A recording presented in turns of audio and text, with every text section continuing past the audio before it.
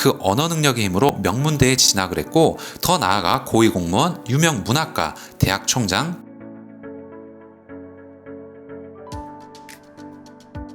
안녕하세요. 따뜻한 하루 그리고 독서 따독따독 시작하도록 하겠습니다. 오늘은 여러분들과 단기간에 언어 능력을 끌어올리는 방법, 그리고 성적까지 올릴 수 있는 우리 아이 교육법에 대해서 얘기를 나누겠습니다. 그 방법으로 책 공부머리 독서법에서는 슬로 리딩과 반복 독서를 제안하고 있습니다. 평소에 우리 아이 학습법, 성적 올리는 법, 독서 교육에 대해 관심이 많으셨다면 오늘 내용 끝까지 보시면 도움이 될 것 같습니다. 영상을 시작하기 앞서서 좋아요 그리고 구독도 꼭 부탁드릴게요. 책에서 저자는 언어 능력을 단기간에 극단적으로 끌어올리는 방법을 다루어 보겠다라고 얘기를 합니다. 이 방법들은 사실 유사일에 수많은 사람이 써왔던 그 효과에 대한 검증이 이미 끝난 방법들이기도 하다라고 얘기를 합니다. 한마디로 믿어도 좋다라는 자신감을 보이고 있습니다. 본격적인 이야기에 앞서 몇 가지 당부 말씀을 드리고자 한다라고 얘기를 하고요. 첫째로 지식도서 읽기가 그렇듯이 이 방법들도 강제로 해서는 안 된다라는 점입니다. 부모님이 하실 수 있는 일은 아이에게 이런 방법들이 있다고 소개하고 설득하는 정도다라고 얘기를 합니다. 둘째는 이 방법은 중학생 이상 청소년에게만 적용해야 된다라고 얘기를 합니다. 왜냐하면 극심한 스트레스 때문이다 라고 얘기를 하네요. 독서가 스트레스가 되는 순간 독서 교육은 끝납니다 라는 이 점을 꼭 기억해 달라고 얘기를 하네요. 몇 년간 꾸준히 한다면 입시에 성공하는 것은 물론이고요, 글로벌 리더까지는 몰라도 오피니언 리더로 성장할 수 있다라고 표현을 합니다. 슬로 리딩에 대해서 말씀을 드려보겠습니다.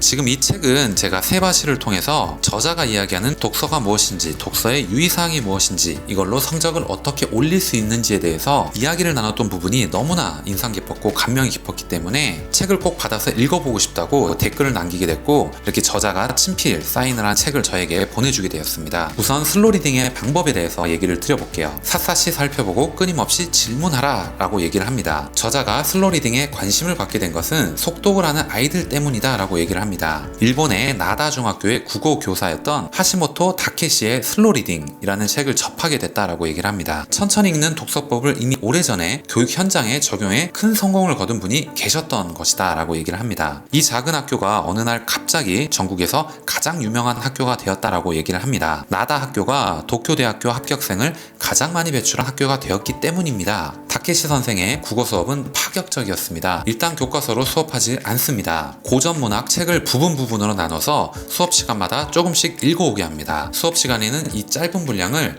한 문장 한 문장 샅샅이 살펴보면서 분석하고 의견을 나눕니다. 사소한 표현부터 등장인물의 심정, 상징, 소설 속에 등장하는 옛 풍속까지 그야말로 모든 요소를 이잡듯이 뒤집니다. 깊은 독서의 경험은 독서의 질을 비약적으로 끌어올린다 라고 얘기를 합니다. 다른 책을 읽을 때도 교과서도 마찬가지입니다. 요소를 더 깊고 자세히 들여다볼 수 있기 때문입니다 라고 표현을 하네요. 다케시 선생의 제자들은 그 언어 능력의 힘으로 명문대에 진학을 했고, 더 나아가 고위공무원, 유명 문학가, 대학 총장, 정치인, 대기업 임원이 될 수 있었다라고 얘기를 합니다. 슬로 리딩은 이렇게 이야기의 요소를 깊이 사색하는 독서입니다. 책을 읽다가 멈춰서는 순간이 많은 독서이기도 합니다. 슬로 리딩은 좋은 질문을 던지는 것에서부터 시작이 됩니다. 왜 이렇게 이야기를 시작했을까? 왜 이 인물은 이런 직업을 가졌을까? 좋은 질문을 던지고 그 질문의 답을 이치에 맞게 찾아내는 것. 이 과정에서 아이의 사고력, 언어 능력, 상징을 읽는 눈이 사람과 세상을 이해하는 마음이 폭발적으로 성장한다라고 표현을 합니다. 그 다음으로는 반복 독서, 위인들의 독서법이라고 표현하고 있는 부분을 말씀을 드리겠습니다. 미적분을 창시한 수학자이자 철학자인 라이프니츠가 반복 독서가 천재성을 낳는다고 주장하면서 유명해진 탓에 라이프니츠 독서법이라고 불립니다 라고 얘기를 하네요. 숱한 위인이 책의 내용을 완전히 터득할 때까지 읽고 또 읽는 반복 독서를 통해 태어났습니다. 논어, 중용, 대학, 맹자를 9번 읽은 율곡이이, 주역을 이해하기 위해 가죽끈이 3번 떨어질 때까지 읽었던 공자 등 이루 다 헤아릴 수 없을 정도다 라고 얘기를 합니다. 실제로 이런 사례들이 있다라는 걸 지금 강조하는 겁니다.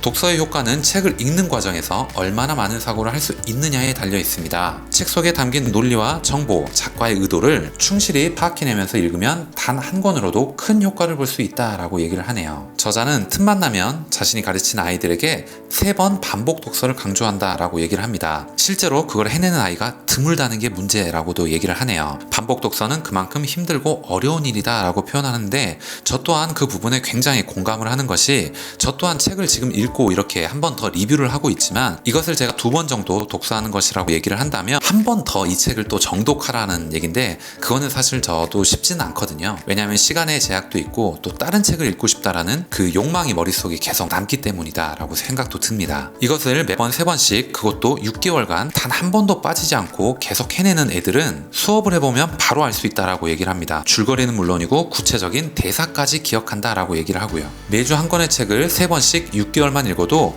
초등 5학년 평균 이하의 수준의 아이가 단번에 중등 3학년 수준으로 성장할 수 있다라고 얘기를 합니다. 만약 1년, 2년을 이렇게 읽으면 어떻게 될까요? 라고 물어보네요. 책에서 저자는 반복 독서의 방법에 대해서 몇 가지 팁을 제시하고 있습니다. 초등 고학년의 경우를 얘기를 드려볼게요. 한 번 읽을 경우에는 장편 동화 한 권을 2일 만에 읽으라고 얘기를 하고요. 두 번째 읽을 때는 2일 동안 한 번 더 읽으라고 얘기를 하고요. 세 번째 읽을 때는 2일 동안 또 읽으라라고 얘기를 합니다. 중고등학생의 경우에는요. 한 번 읽을 때는 청소년 소설을 4일 만에 읽으라라고 얘기를 합니다. 두 번째 읽기에는 4일 동안 한 번 더 읽으라고 얘기를 하고요. 세 번째 읽기에도 4일 동안 또 읽으라고 얘기를 합니다. 아무래도 책을 읽다 보면 내용이 본인에게 익숙해지기 때문에 읽는 시간이 줄어들기 마련인데 절대 그렇게 하지 말라라는 것입니다. 반복 독서할 때 읽는 속도가 빨라지면 안 됩니다. 3번의 독서 모두 같은 속도를 유지하는 게 중요하다라고 저자는 얘기를 합니다. 이렇게 내용을 떠올리고 이해함으로써 생각과 감정의 덩어리가 큰 독서를 하게 된다라고 마무리를 짓네요. 오늘 이야기는 여기까지 하겠습니다. 오늘 여러분들께 드린 이야기가 여러분들께 조금이라도 도움이 되셨거나 재밌게 들으실 수 있으셨다면